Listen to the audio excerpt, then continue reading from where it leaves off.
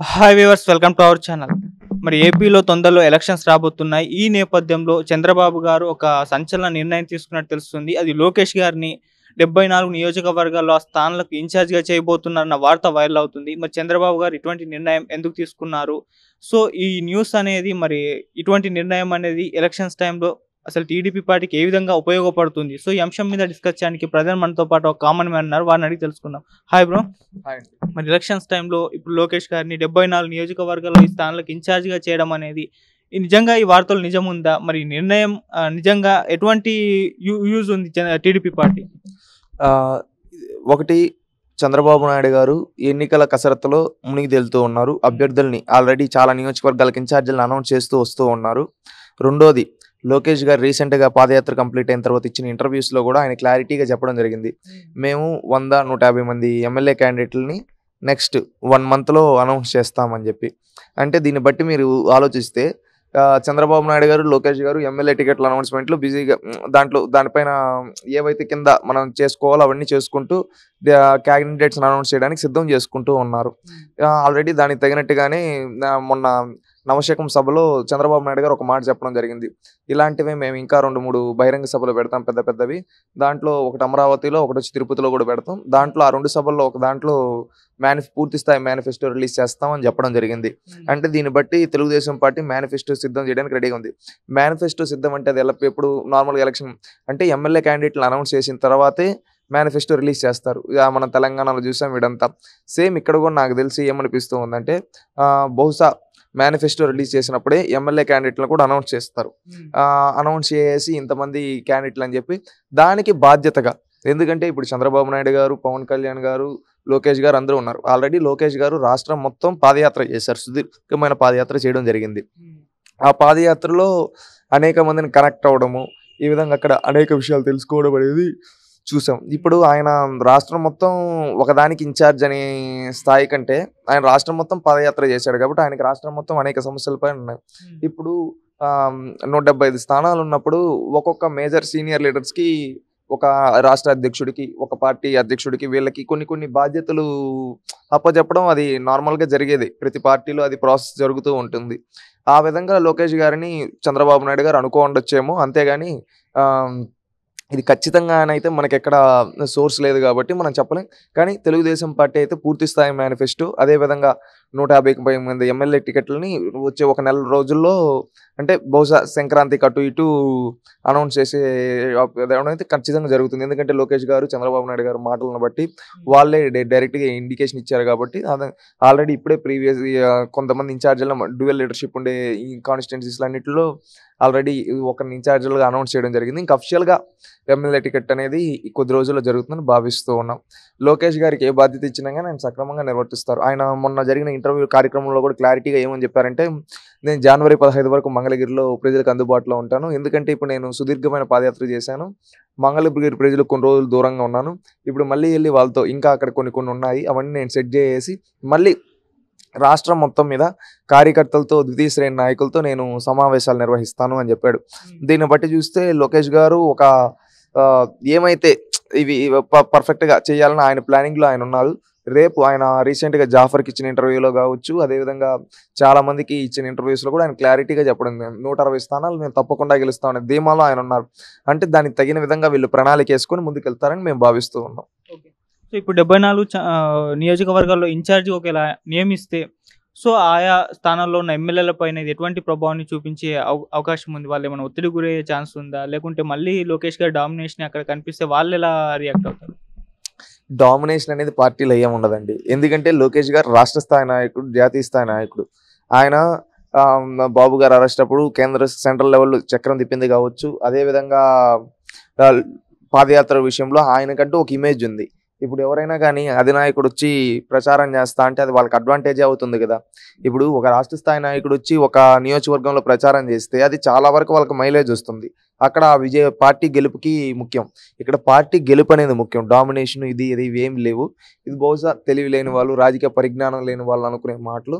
అంతే. ఎందుకంటే ఎవరిదైనా ఆ నియోజకవర్గం వాళ్ళకుండే క్రెడిబిలిటీ వాళ్ళకుంటుంది. ఇప్పుడు ఒక నియోజకవర్గం తీసుకుంటే ఆ నియోజకవర్గంలో పార్టీ ఎమ్మెల్యే అతను గెలిస్తేనే రేపు ఎక్కువ ఎంతమంది ఎమ్మెల్యేలు గెలిస్తే పార్టీకి అంత లాభం. లోకేష్ గారు ఏమనిపించుకోవాలనుకుంటాడు, గెలిపించుకోవాలనే అనుకుంటాడు కదా! ఆ విధంగా ఆయన చేస్తాడు. ఎవరో రాజకీయ పరిజ్ఞానం లేని మూర్ఖులు ఇలాంటి వాళ్ళు మాట్లాడుతూ ఉంటారు. ఏవంటే అవి పట్టించుకోని అవసరం లేదు. తప్పకుండా లోకేష్ గారు ఆయనకి నిజంగా ఎలాంటి బాధ్యత ఇచ్చినా నిజంగా 100 నియోజకవర్గాలు ఇచ్చినా 100 గెలిపించుకోగల క్యాపబిలిటీ ఆయనకుంది. ఎందుకంటే ఆయన రాజకీయ చరిత్ర జీవితం మనం చూసినట్లయితే ఆయన ఎప్పుడూ ఓటమి నుంచి గెలుపెత్తుకోవాలనుకుంటాడు. ఆయన నాకు తెలిసి ఆ నియోజకవర్గాలు కూడా మేజర్‌గా తెలుగుదేశం పార్టీ 1, 2 సార్లు గెలిచినటివి. తెలుగుదేశం పార్టీ వీక్‌గా ఉండే నియోజకవర్గాలను తీసుకొని స్ట్రాంగ్ చేయాలనుకునే మైండ్ సెట్ ఆయనది. అందుకని ఆయన ఖచ్చితంగా వాటిని అఖండ విజయం వైపు దిశగా తీసుకొని వెళ్తాడని మేము భావిస్తూ ఉన్నాం. ఓకే. సో తెలుగుదేశం పార్టీ పైన కంప్లీట్‌గా చంద్రబాబు గారు ఎప్పటినుంచో నడిపిస్తూ వస్తున్నారు. ఒక పట్టు అనేది ఆయనకే ఉంది. సో ఇప్పుడు తర్వాత లోకేష్ గారు రాబోతున్నారు కాబట్టి తెలుగుదేశం పార్టీ పైన ఒక పట్టు సాధించడానికి ఇటువంటి నిర్ణయాలు ఆయన తీసుకుంటున్నారా? అంటే లోకేష్ గారుకి తెలుగుదేశం పార్టీ పైన పూర్తి అవగాహన, వచ్చే ఎలక్షన్స్‌లో ఎలా డీల్ చేయాలని చెప్పేసి దానికోసం ఈ నిర్ణయం తీసుకున్నారు. పార్టీ పట్ల పూర్తి అవగాహన ప్రతి ఒక్కరికి ఉందండి. లోకేష్ గారు ఫస్ట్ ప్రభుత్వంలోకి వీటిలోకి రాకముందే ఒక కార్యకర్తగా తన జీవితాన్ని ప్రారంభించి కార్యకర్తలకు అండగా నిలబడి కార్యకర్తల సమస్యలు తెలుసుకుంటూ ఆ విధంగా ఒక నాయకుడిగా తయారయ్యాడు. ఈరోజు ఎవరో ఏదో చెప్తే ఏదో చేస్తే అని అయిపోయే స్థితిలో లేదు. వాళ్ళు పర్ఫెక్ట్‌గా వాళ్ళకుండే ఆలోచనలు ఉన్నాయి. వాళ్ళు పార్టీ పట్ల ఏ విధమైన ఆలోచన ఏ విధంగా ముందుకు తీసుకొని వెళ్ళాలని అనుకున్నా ఆ విధంగా తీసుకొని వెళ్తూ ఉన్నారు. ఎందుకంటే లోకేష్ గారికి పార్టీ పట్ల, కార్యకర్తల పార్టీ వ్యవస్థ పట్ల పూర్తి అవగాహన కలిగిన వ్యక్తి. ఎందుకంటే పార్టీలో కార్యకర్తలకు సంక్షేమ నిధి ఏర్పాటు చేశారు. దేశంలో, రాష్ట్రంలో అనేక జాతీయ పార్టీలు, ప్రాంతీయ పార్టీలు ఉన్నాయి. ఏ పార్టీ కానీ కార్యకర్తలకు సంక్షేమ నిధి తొలిసారి భారతదేశ చరిత్రలో కార్యకర్తలకు సంక్షేమ నిధి ఇచ్చిన పార్టీ తెలుగుదేశం పార్టీ. సూచన వెనకున్న వ్యక్తి లోకేష్. అంటే దీన్ని బట్టి అర్థం చేసుకోండి, లోకేష్ అనే వ్యక్తి కార్యకర్తల కోసం కష్టపడ్డాడు. పార్టీ పట్ల పూర్తి అవగాహన ఉంది. అదేవిధంగా ప్రభుత్వంలో ఆల్రెడీ మంత్రిగా చేసిన అవగాహన ఉంది. ఇప్పుడు పాదయాత్ర చేయడం వల్ల ప్రతి ఒక్క లోకల్ స్థాయి నాయకులతో పరిచయాల ద్వారా ఆ విధంగా అవగాహన ఉంది. ఈ విధంగా చూస్తే ఎట్లా చూసినా లోకేష్ గారికి పూర్తిగా అవగాహన అనేది ఉంది. చంద్రబాబు నాయుడు గారు, లోకేష్ గారు ఇద్దరు నాయకత్వంలో తెలుగుదేశం పార్టీ అనేది ఇంకా ముందుకెళ్తుంది. ఇక లోకేష్ గారు మొన్న యువగలం పాదయాత్ర తర్వాత ఒక ఇంటర్వ్యూలో వివాదాస్పద వ్యాఖ్యలు చేశారని చెప్పేసి సిఐడి వాళ్ళు మరి ఏసీబీ కోర్టులో ఒక మెమో దాఖలు చేశారు. అంటే ఈయన రెచ్చగొట్టే వ్యాఖ్యలు చేశారు, ఏసీబీ కోర్టు న్యాయమూర్తిని కొద్దిగా కించపరిచే విధంగా ఉంది ఈ వ్యాఖ్యలు అని చెప్పేసి కూడా వాళ్ళు చెప్పడం చూస్తున్నాం. మరి ఏంటి దీనిపైన మీ ఒపీనియన్? న్యాయస్థానాల గురించి లోకేష్ గారు ఎప్పుడు కించపరుస్తూ మాట్లాడాల. జగన్మోహన్ రెడ్డి గారి లాగా, జగన్మోహన్ రెడ్డి పార్టీ నాయకుల్లాగా ఆయన ముందు నుంచి చెప్తుంది మాకు న్యాయ వ్యవస్థ పైన నమ్మకం ఉంది అనే చెప్తూ ఉన్నారు. ఇంకొకటి, ఇక్కడ ఎవరైతే తప్పు చేశారో అధికారులు వాళ్ళపైన లీగల్గా ప్రొసీజర్ ప్రకారం చర్యలు తీసుకుంటామన్నారు.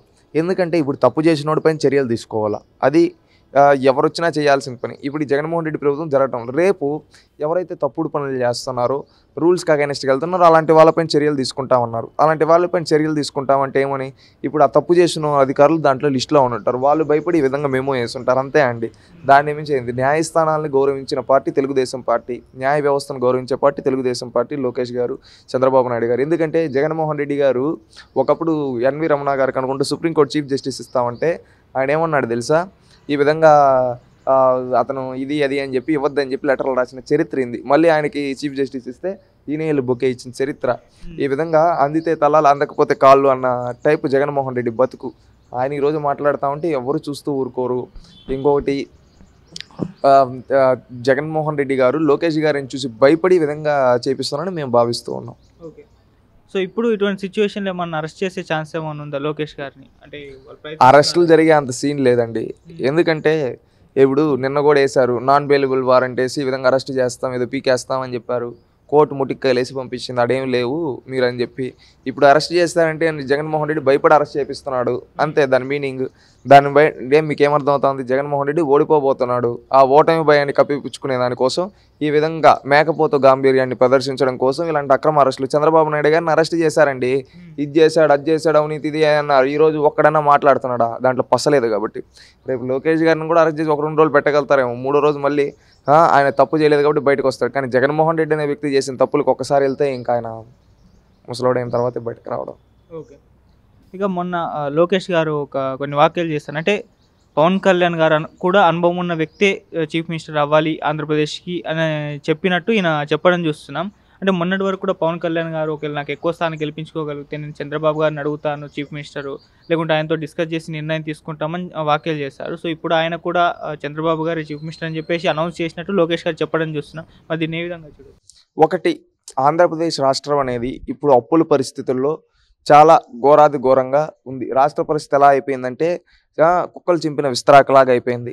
ఈరోజు ఆ పరిస్థితి నుంచి మళ్ళీ సక్రమంగా రావాలంటే అది అనుభవం ఉండే రాజకీయ అనుభవం, అదేవిధంగా పాలనా అనుభవం ఉండే నాయకుడు వల్ల మాత్రమే సాధ్యపడుతుంది. అది ఇప్పుడుండే నాయకుల్లో అది చంద్రబాబు నాయుడు గారికి మాత్రమే ఉంది. కాబట్టి పవన్ కళ్యాణ్ గారు కూడా అనుండొచ్చు, దాంట్లో తప్పే ఉంది. ఇప్పుడు పవన్ కళ్యాణ్ గారైనా, చంద్రబాబు నాయుడు గారైనా, లోకేష్ గారైనా, ఎవరైనా కానీ రాష్ట్ర ప్రయోజనాల కోసమే కదా చేసింది, అవునా కదా? రాష్ట్ర ప్రయోజనాలు వాళ్ళకు ముఖ్యం. రాష్ట్ర ప్రయోజనాలు, రాష్ట్రం బాగుంటే ఆటోమేటిక్గా పదవులు అనే తర్వాత వస్తాయి. అది రాష్ట్రం అభివృద్ధి బాటలో ముందు బాటలో ఉండాలంటే అది అనుభవజ్ఞుడైన చంద్రబాబు నాయుడు గారు లాంటి నాయకత్వంలో అవుతుందని ఆయన అనుకున్నారు. దాంట్లో తప్పేం లేదు. ఎందుకంటే ఈరోజు మన రాష్ట్రంలో చూడాల్సింది కులాలో, మతాలో, వర్గాలు, భేదాలు ఏవి కాదు. రాష్ట్ర అభివృద్ధి, రాష్ట్రం మళ్ళీ మంచి స్థానంలోకి వచ్చి అభివృద్ధి చెంది అందరూ బాగుంటే ఆటోమేటిక్గా ఆ తర్వాత మళ్ళీ రాజకీయాలు చేయొచ్చు. అందుకని పవన్ కళ్యాణ్ గారు చెప్పడం జరిగింది. అది స్వాగతించాల్సిన విషయం. ఎందుకంటే అనుభవం ఉండే చంద్రబాబు నాయుడు గారే ఆంధ్రప్రదేశ్ రాష్ట్రానికి మళ్ళీ ముఖ్యమంత్రి అవ్వాలి. ఇంకొకటి ఏంటంటే మనం చూసినట్లయితే ఇక్కడ లోకేష్ గారు కూడా పాదయాత్ర చేశారు కదా. లోకేష్ గారు కూడా ముఖ్యమంత్రి అవ్వాలనుకోవచ్చు కదా, కానీ ఆయన అనుకోవటంలా. ఆయన ఏమని చెప్పాడు, నేను ముఖ్యమంత్రి పదవుల కోసం కదా, రాష్ట్ర భవిష్యత్తు కోసం చేశాను, రాష్ట్రంలో ఉండే వాళ్ళ ప్రయోజనాల కోసం చేశానని చెప్పాడు. అది ఆయన గొప్పతనం. మీరు ఆలోచించండి. ఇప్పుడు పవన్ కళ్యాణ్ గారు కూడా ఏమని చెప్తూ ఉన్నారు, తప్పకుండా చంద్రబాబు నాయుడు గారు లాంటి అనుభవజ్ఞులైన వ్యక్తులే ముఖ్యమంత్రి అయితే రాష్ట్రం బాగుంటుందని. ఇప్పుడు అందరి ఆలోచనలు ఒకటే, రాష్ట్ర ప్రజల మధ్యలో ఉండేది కూడా చంద్రబాబు నాయుడు గారు ముఖ్యమంత్రి అయితేనే రాష్ట్రాన్ని మళ్ళీ మంచి పరిస్థితిలోకి తీసుకొని రాగలుగుతారు. ఈ జగన్మోహన్ రెడ్డి గారు ఉంటే రాష్ట్రం ఇంకా అగమ్య గోచర స్థితిలోకి వెళ్ళిపోయి రాష్ట్రం నాశనం అయిపోతుందని వాళ్ళు భావిస్తూ ఉన్నారు. రాష్ట్రంలో కనబడే ఏకైక రాష్ట్రం బాగుపడాలంటే అది చంద్రబాబు నాయుడు గారి వల్ల మాత్రమే సాధ్యమని రాష్ట్ర ప్రజలు నమ్ముతున్నారు. రేపు తెలుగుదేశం జనసేన కూటమి కూడా అఖండ విజయం సాధించి చంద్రబాబు నాయుడు గారు మళ్ళీ ముఖ్యమంత్రి అవుతారని భావిస్తూ ఉన్నాం. అదేవిధంగా ఈ రాష్ట్ర అభివృద్ధిలో ఈ విధంగా పవన్ కళ్యాణ్ గారు కావచ్చు, లోకేష్ గారు కావచ్చు, మిగతా పార్టీ నాయకులు కూడా ఎవరన్నా అక్కడి నుంచి డిఫర్ అయ్యి ఇక్కడికి వచ్చి వీళ్ళు కూడా మద్దతు తెలపొచ్చు. అది ఖచ్చితంగా ముఖ్యమంత్రి అయితే చంద్రబాబు నాయుడు గారు అవుతారు. అంటే మొన్నటి వరకు పవన్ కళ్యాణ్ గారి మీద ఈ విమర్శ అయితే ఉండేది, అంటే చంద్రబాబు నాయుడు గారిని చీఫ్ మినిస్టర్ చేయడానికి పవన్ కళ్యాణ్ గారు కష్టపడుతున్నారు అని చెప్పేసి. సో ఇప్పుడు అది వ్యాఖ్యల పైన ఒకటి, ఎవరినెవరు ముఖ్యమంత్రిగా చెయ్యాలి అనే దానికి కష్టపడేది కాదు, రాష్ట్ర ప్రయోజనాల కోసం అని పవన్ కళ్యాణ్ గారు చెప్పడం జరిగింది. అదేవిధంగా లోకేష్ గారు చెప్పడం. ఇక్కడ దీన్ని బట్టి మీరు చూస్తే రాష్ట్ర ప్రయోజనాలు ముఖ్యం. ఇప్పుడు పవన్ కళ్యాణ్ గారే ఓపెన్గా చెప్పారు, ఏమండి నేను ఇంతకుముందు పాలనా అనుభవం నాకు లేదు, పాలనా అనుభవం లేని నేనేం చేస్తానని ఆయనే వాళ్ళ కార్యకర్తలకు ఇంటర్నల్ మీటింగ్స్లో చెప్పడం జరిగింది. అది అర్థం చేసుకునే వాళ్ళు అర్థం చేసుకోరు, రాష్ట్రం బాగుపడాలనుకునే వాళ్ళు అర్థం చేసుకుంటారు.